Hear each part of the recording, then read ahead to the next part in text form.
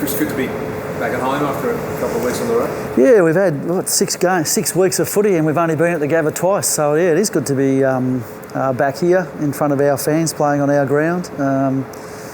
We enjoy great support here and we look forward to every opportunity that we get to play here. So yeah, Saturday can't come quick enough. It's good to be able to win on the road. I know you haven't had too much trouble with that in the past, but it's just good to be able to get those wins away because they're the ones that... Yeah, I think there was a bit of banter at the start of the year that I think our first 2 games we won were at home and the first 2 losses were away, and that we struggled on the road. We're actually a really good team on the road.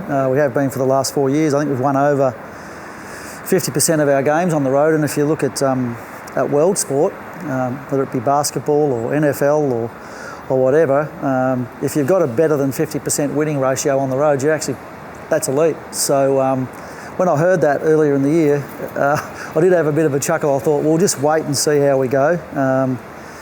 You know, away games are always harder to win, just simply because you go to play on the other team's patch and their supporters are there. So it's been good to get those couple of wins on the road in the last couple of weeks, and obviously be back here. We can't take for granted, even though our record's really good here at the Gabba, that necessarily means we're going to win. We've got to come out and play well. Do you consider tinkering with a winning lineup? Yeah, always we're looking at trying to improve our team. So, we had some good discussions on Tuesday about whether or not we make any changes. We'll sort of finalise that this afternoon, but there is a chance. Is Darcy fit? He missed a bit of Gabba, so you've got 2 Darcys these days. Yeah, we've got a few Darcys, 3 of them. We had 1, now we've got 3, yeah. Darcy Gardner, no, he missed last week, so he'd only had 1 game back in the reserves after a long break from playing. So he just had a bit of groin sort of soreness, which wasn't too much, but we didn't want to risk it, so he didn't play last week, and the reserves don't have a game this weekend. He hasn't got enough match practice to play in the AFL team. Your eyes light up when you talk about the other Darcy Ford. He's such a good player, but just trying to find a spot and a balance for him in the team. Is that a big consideration? No, not really. We know he can play wing and we know he can play halfback, so we move in between. Sorry, Darcy Ford. Oh, Darcy Ford. Yeah, I thought you were talking about Darcy Wilmot. Sorry. No. What's he asking me about Darcy Wilmot for? Darcy Ford, yeah, look, he's the unluckiest bloke in the club at the moment. But his replacement last week in Jack Gunson played well, had kicked a couple of goals, had 10 score involvements, so it's just, we've got a healthy list at the moment and competition for spots is hot, and I hope it stays that way. What do you make of Freo's start, Chris? Yeah, I'm really wary of them this weekend. We've played a few teams this year that have been under the blowtorch in the week leading up to the game, the Port Adelaide in round 1 and the Dogs in round 3. So you've got to respect a team that won a final last year and seems to be on the improve. Starts to years can be a bit problematic. Depends on who you play. But we know they're going to bring their best effort this week, and they're a team that we respect. They beat us last year in Perth pretty comprehensively, especially around the ball, stoppages and contested ball situations. So we're mindful of that, and we know we've got to bring a really, really best game on Saturday to come away with a win. Jared Berry was saying that a couple of weeks ago to me about how you kind of drilled that into everyone, that especially this year, every team's going to come here wanting that scalp because Brisbane is where it is. Is that something that it sounds like you're very conscious of, that no matter who? Oh yeah, you're going to get the very best. I guess so. I mean, it's no different to us going to other teams' ground and wanting to beat them on their home ground too. I mean, it gives the team a lot of confidence if you could do that, and I'd imagine that will be the theme a little bit at Fremantle this week. We can get our season going, boys, if we can get this win against Brisbane at the Gabba, because they're tough to beat there. That's fully understandable. I'd be doing the same thing if I was in their shoes. So as I say, we expect them to come out all guns blazing. Lockie was pretty, I'm not sure forceful is the right word, but vigorous in his defence last night about any suggestion that he or anyone else in football would put themselves in a dangerous position to win a free kick. I guess this conversation seems to happen because of these dangerous tackles because players are trying to fight their way through tackles a lot more often than just seen in the past. Is there a way that the game can make it easier to umpire, make it safer for players, and avoid the week-to-week arguments about what is and isn't a dangerous tackle? Well, if there is, I don't know what it is. I've thought about it a bit. I think the AFL have done a tremendous job over the last few years to try and stamp out dangerous tackles.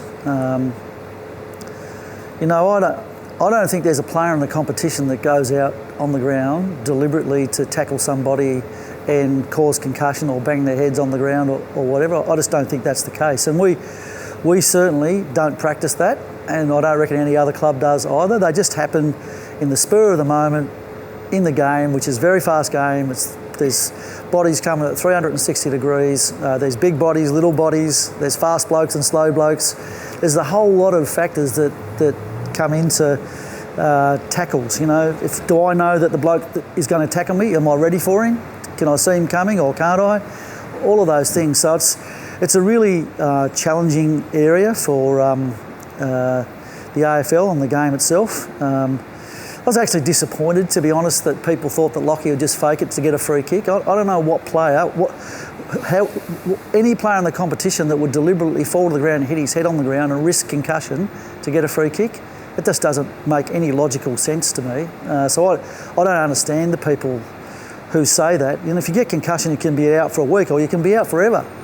So I don't think any player's going to do that. So if we're starting to think that players are going to fake it to get a free kick, I think we're going down the wrong pathway completely.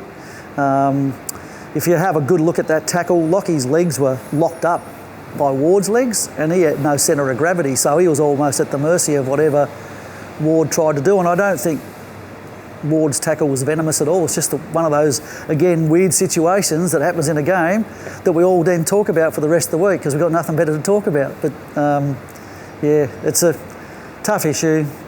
I don't know the answer. Like he said last night, he was just trying to hold the ball. He knew he was done. Yeah. And he was just trying to hold the ball to stop play continuing on. Could umpires, Dimmer had a good suggestion the other day of blow the whistle faster and get rid of prior opportunity. Is that something that you have thought about and think would make the game better? Because some people might say that it makes the game scrappier.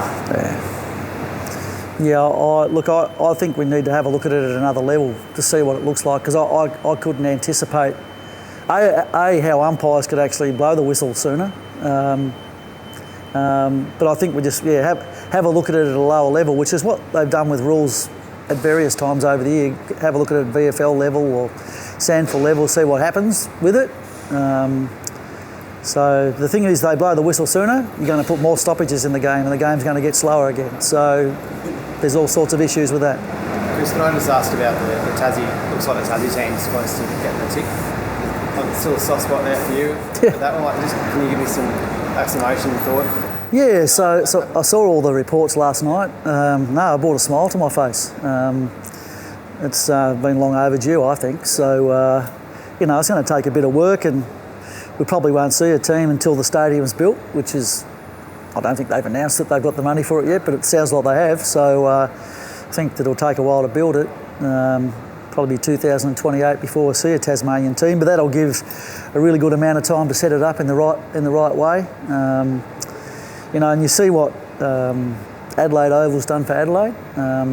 Obviously, I know Hobart pretty well, and I know the location they're talking about, and it'll be phenomenal if they build that in that spot, and the extra activity there'll be around the CBD and what it'll do for the economy of Tasmania. I think it's a great thing. So. Very happy for the people down there, and very happy for all the young footballers down there who now have an AFL team hopefully on their doorstep. Can you believe it's taken this? Like Tassie's such an AFL mad place. It's disappointing that it's taken so much politicisation and it's dragged out, hasn't it, for years? Yeah, I sort of think. It's hard to know the right answer to that. I mean, the thing about it, when the AFL were trying to expand, and so expanding to Tasmania didn't make any sense because they were already a footy-mad captured audience that watched the AFL games on TV. So the focus moved to the northern states in New South Wales and Queensland. So to get that bigger audience. So I understand the economics and why all that happened back then, because that's the way we looked at things. So I don't hold any grudges about that. I'm just happy if this decision is made, that it's now been made and Tassie's got a team. Did you used to play on the gravel ground back in the day? Yep, I did. Yeah, I did play on the gravel. I saw it on TV last night. It's the first time I've seen it in years. It was an interesting surface to play footy on. Very hard on boots and knees and balls. And I used to play cricket on there too, so the new ball got scuffed up pretty quickly, that's for sure. Gary Lyon already tipped you as the perfect coach. Did he? I think it was a bit in jest, but I know you're very committed here and you're signed long term to the Lions and you love the Lions, but is there a part of your heartstrings that pulls to be the first coach of a Tassie football team? Yeah, so 2028 I'll be 67 or 68, probably getting a bit long in the tooth to be the coach. I don't know, you never know what the future holds. I love coaching the Lions. If I'm not coaching the Lions by that point in time, and I'd love to help Tassie out in some way, not necessarily to be the coach. I might be doing something else there, but you never say never, but I'm totally committed to the Lions, and that's where I see my future until they decide I haven't got one, I guess. 68's young. Thanks for your optimism. The 68-year-old body doesn't feel all that good. That's the unfortunate part about it. You watch me at training today, moving around. I'm like a gazelle. I think you look better than mine. How is everyone after the Giants game? Is there anyone got to watch on? No, we pulled up really healthy after that game. So touch wood that nothing happens in training today, but we've got a pretty good list to choose from at the moment. How do you keep harnessing Charlie? It's a perfect purple patch, isn't it? I don't think it's anything that I've done to harness him. He's just in a purple patch of form at the moment, and he's the lucky forward that's getting the opportunities. And it might be somebody else this week. We try and share it around. I think we're a team that if you study us, we don't kick it to the same bloke too often in our forward line. We vary our targets, so and like to share the goals around. But he's the lucky guy at the moment that's getting